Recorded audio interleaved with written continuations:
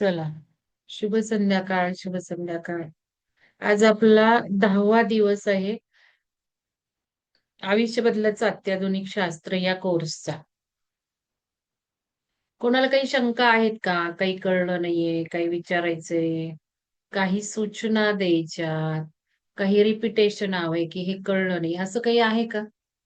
कारण नंतर शेवटी ध्यान केलं की मग आपला मूड नसतो बोलायचा. आहे का काही शंका कोणाला?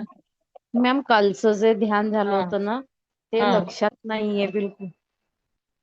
कालचं ध्यान. हा.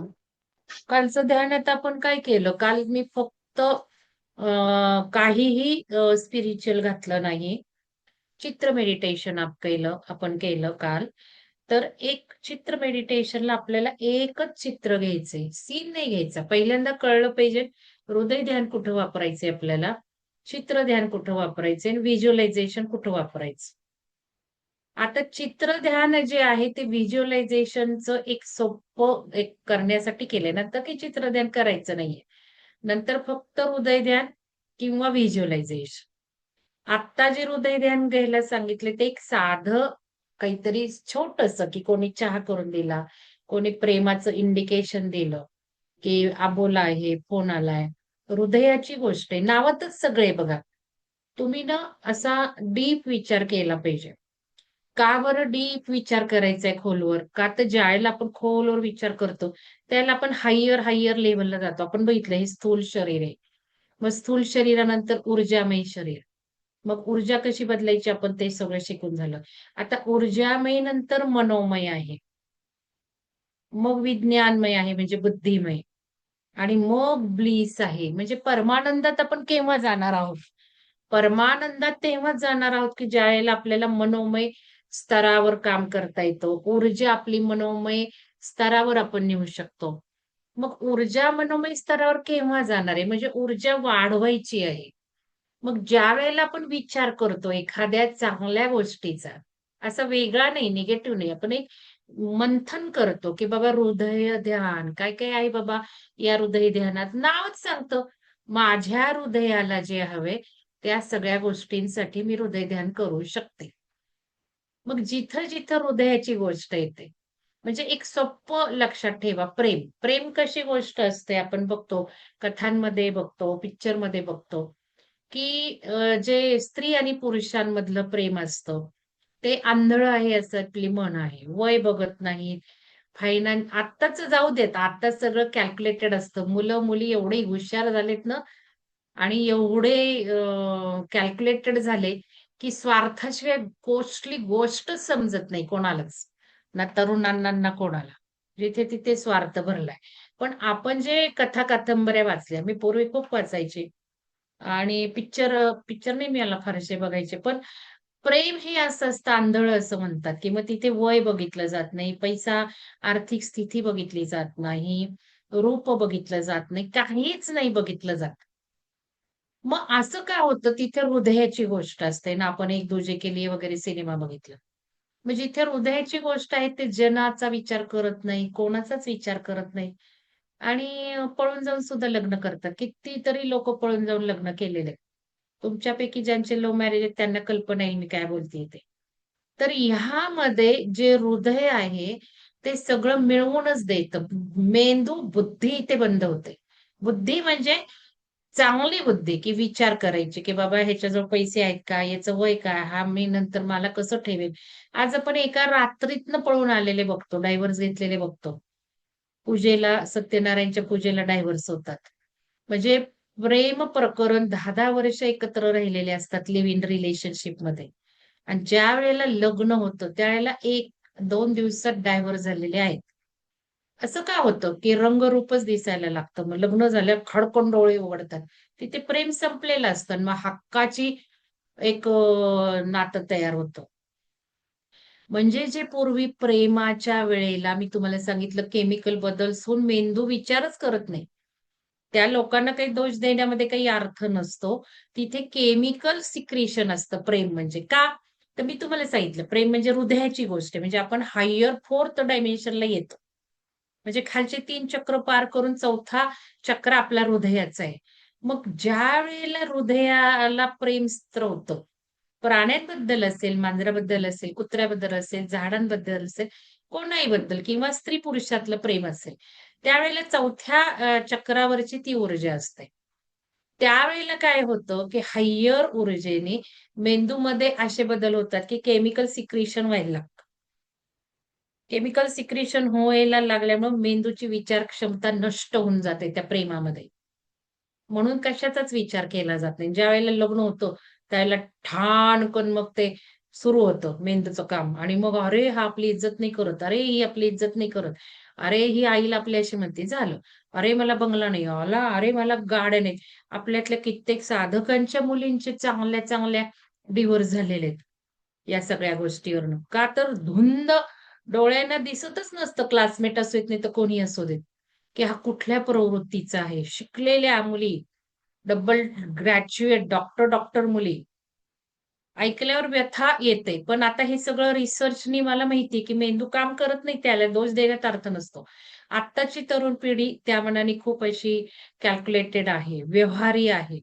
ते आधी सगळी पारखतात. पण तरी सुद्धा नंतर एकदा लग्न झाल्यावर हक्काचं जेव्हा येतं तिथे प्रेम संपतं. तर ह्या गोष्टी हृदय ध्यानाच्या शब्दांवरून आपल्याला कळल्या पाहिजेत, की हृदय ध्यान हे हृदयाला काहीही हवं असू दे. मग तिथे मेंदूनी कसला विचार करायचा नाहीये मी म्हटलंय. म्हणजे कुठलाच नाहीये. मेंदू बंद नाही करायचा आहे. मेंदू वापरायचा आहे. फक्त लिमिटेशन्स, अडथळे आणणारा मेंदू वापरायचा नाहीये. रेकॉर्डिंगला टाकलं का मी? रेकॉर्डिंगला टाकले का? हं. हो मॅडम तर म्हणजे आपल्याला लिमिटेशनचा विचार करायचा नाही, की मी कशी जाईल? मला कोण परमिशन देईल? मला इतके दिवस मिळतील का? मला पैसे मिळतील का? असा विचार करायचा आहे. हृदयाला हवंय ना बास. मग हे हृदय ध्यान झालं. आता कालचं आपण जे केलं ते चित्र ध्यान केलं. तर चित्र ध्यान कशासाठी घेतलेलं आहे? का तर मागच्या वेळेला दोन्ही कोर्सला व्हिज्युअलायझेशन जमतच नव्हतं लोकांना. कारण व्हिज्युअलायझेशन हे ब्रेनचं स्किल आहे, स्किल. कसं, की एक तर डोळे मिटून मी म्हटलं ना, की आपण आता रोज लिफ्टची एक्सरसाइज करणार आहोत उद्यापासून. ब्रेनला अल्फामध्ये न्यायची ती एक्सरसाइज आहे. तर त्याच्यामध्ये मी 10 लाल, 9 पिवळा, 8 हिरवा, 7 ग्रीन असं म्हणणार आहे. त्यावेळेला नंबर तुम्ही लिफ्टमधनं खाली, खाली, खाली भरा, भरा, भरा येताय. रंग बघताय, नंबर बघताय काचेतल्या लिफ्टमधनं. मग हे होत नाही, हे जमत नाही. कारण ही ब्रेनची कॅपॅसिटी म्हणून मग ते थोडंसं यावेळेला मॉडिफिकेशन चित्रध्यानाचं असं केलं. पूर्वी कसं घेतलं होतं चित्रध्यान? स्टँड स्टिल फक्त चित्र बघायचं. आंबा. आज आपण आंब्याचं करू. म्हणजे तुम्हाला समजेल. आता तुम्ही काय करता, तुमच्या विचार प्रोसेस होत नाही. तुम्ही खूप सिन्सिअर आहात लोकं. तुम्ही स्वतःवर कष्ट घेता. तुम्ही गुणी आहात. तुमच्यामध्ये फक्त एक भाग आढळत नाही, की विचाराच्या प्रोसेस करत नाही आणि वेळ देत नाही. आता किती कोऑर्डिनेटर आहेत बघा. 10 दिवसापैकी त्यांना कबूल करून घेतलं, तर तुम्ही 5 सारांश लेखन रोज लिहिणार असाल, तर तुम्हाला मोफत हा कोर्स. किती कोऑर्डिनेटर आहे. मी आज टाकणार आहे. किती जणांनी किती दिवस 5 वाक्य सारांश लेखन लिहिली. स्वतःचं स्वतः इव्हॅल्युएशन करा. हे का सांगितलं? का मोफत दिलं? कारण मला पैशापेक्षा तुमची प्रगती जास्त महत्वाची. पैसे कोणी दिले नसते असं काही नाहीये. एखादा दुसरा गळला असता. पण तिथे एक प्रगती महत्वाची होती. कारण दुसरी, तिसरी रिव्हिजन होती. म्हणून मी ते केलं. की तुम्ही पैसे स्पीकर्स आहेत, कोऑर्डिनेटर्स आहेत, तुम्हाला मोफत. पण तुम्ही मला अश्युरन्स द्यायचा, की तुम्ही 5 सारांश वाक्य लिहिणार शनिवार, रविवार अनुभव लिहिणार. किती जण करतायत? तर हे सगळे गुण असून एक जो गुण नाही, पुन्हा-पुन्हा मी सारखे ॲक्चुअली बघा गुरु कसा असतो टफ गुरु. तुम्ही मला गुरु म्हणता, मी ऐकून घेत नाही, मानून घेत नाही, पाय पडून घेत नाही. पण इथे मात्र मी गुरुसारखी वागते म्हणजे टीचर. की बदडायचं, नुसतं बदडायचं आणि अशा ठराविक व्यक्ती आहेत, की त्यांच्या त्याच चुका नेहमी होतात. सुधारत नाहीयेत ते. म्हणजे लिखाण नाही म्हणजे नाहीच करणार. दरवेळेला सॉरी, सॉरी, सॉरी म्हणायचं, उशिरा जागं व्हायचं. इकडचे मेसेज बघतील, पण तिकडचे मेसेज बघून उत्तरं द्यायची नाहीत. किंवा आता साधी पिरॅमिडला येण्याची गोष्ट घ्या. मागच्याच सगळ्या गोष्टींची उत्तरं मागच्याच पद्धतीने चाललेलं. नंतरच जॉइन होणार. ह्या सगळ्या गोष्टी मी पॅटर्न बदलले का ते बघत असते.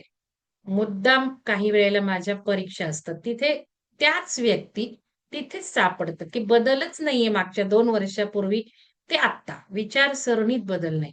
आणि आपल्याला या पॅटर्नचेही बदल करायचे आहेत. विचारांवर जोवर आपला बदल होत नाही, तर आपण त्या लेव्हलला कसं जाणार? मानसिक लेयरलाच जाणार नाही. आणि मग पुढं बुद्धीचं. मग इथे आपण काल काय केलं, तर चित्र मेडिटेशन केलं. आता पूर्वी चित्र म्हणजे आंबा. मग नुसता आंबा मिळाला, पर्स मिळाली, मला टॉप मिळाला, मला पुस्तक मिळालं, मला मोबाईल मिळाला, संपलं. मग फक्त चित्र बघायचं. हृदय आपण काय केलं, शब्दांची पॉवर बघितली, हृदयाची ताकद वापरली. हृदयाचा आपण ऑरा बदलतोय, एनर्जी वाढवतोय. याचा अर्थ काय, की हृदयाला जे हवं आहे, सगळ्याचा बेस एकच आहे. आपल्याला जे हवं आहे ते मिळाल्याच्या भूमिकेत राहायचं. पण इथे वेगळ्या-वेगळ्या गोष्टींची पॉवर जाणून घ्यायची.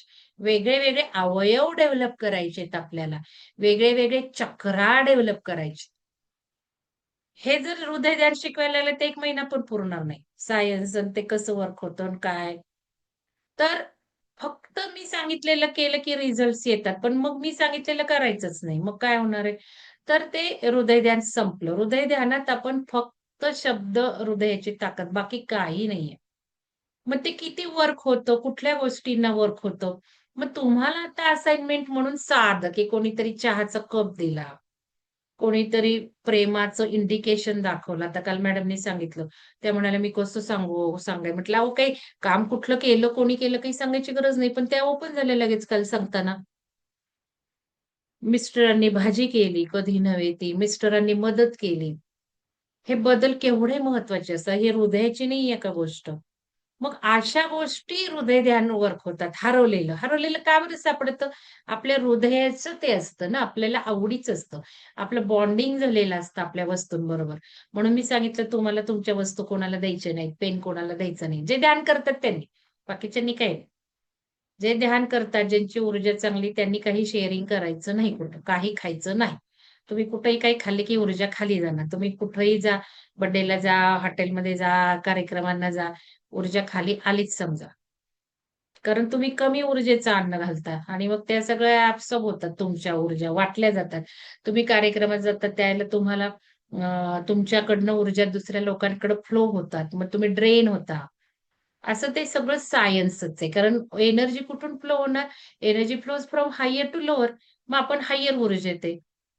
आता पिरॅमिडला पण तेच होतं. पण पिरॅमिडचं हायर ऊर्जा आपल्याला मिळत राहते, मिळत राहते. त्यामुळे आपण ड्रेन नाही होत. उलट आपण जेवढं जास्त लोकांना देऊ, तेवढी आपली ऊर्जा जास्त होते. मग जिथे आपण कॉन्शियसली देतो, की आता जसं आपण पृथ्वीला ऊर्जा देतो किंवा आपण आता जे तुम्हाला आम्ही म्हटलं, की दुसऱ्यांसाठी काम करा. तुम्ही ध्यानातनं काही सामूहिक चेतना करता. तुम्ही प्रेम प्रकाश देता. त्यावेळेला तुम्ही ध्यानातून देता. तुम्ही जर ध्यानातून नाही दिलं, नुसतंच द्यायला बसला, तर तुम्ही ड्रेन होणार आहात.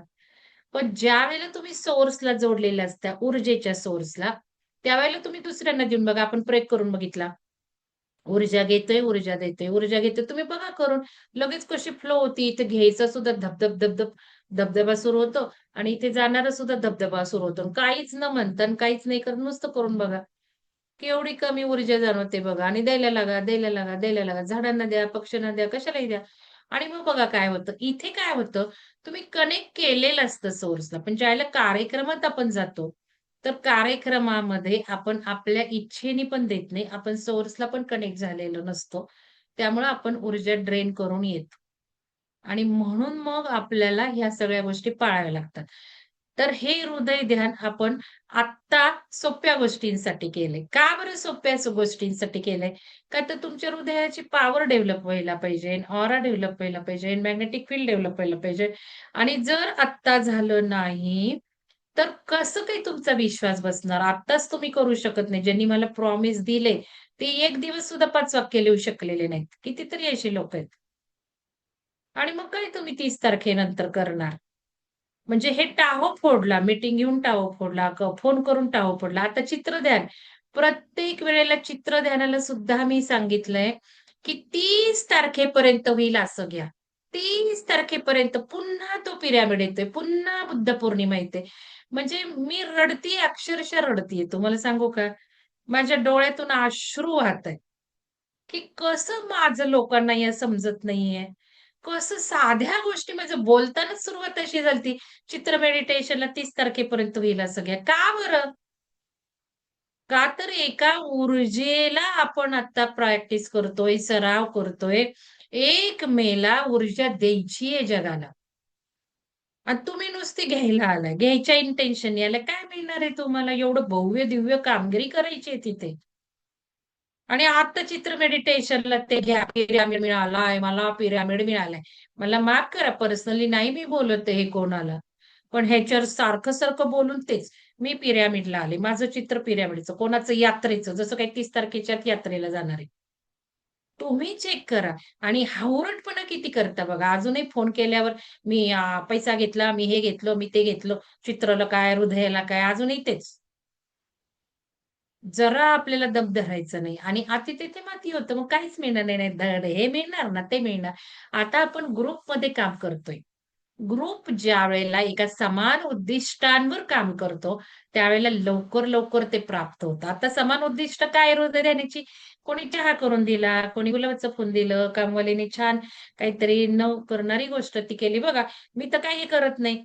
आज मी बघितलं बाहेर होते. आज मी बघितलं तर टेबल क्लॉथ धुतलेलं आहे. मी म्हण मिस्टर म्हटले, "हे कोणी धुतलं?" तर म्हणे, "मावशीने धुतलं." तू नसली की त्यांना काहीतरी करायला आवडतं ना. का तर आधी सगळं डस्टिंग त्यांना दिलेलं होतं आणि मग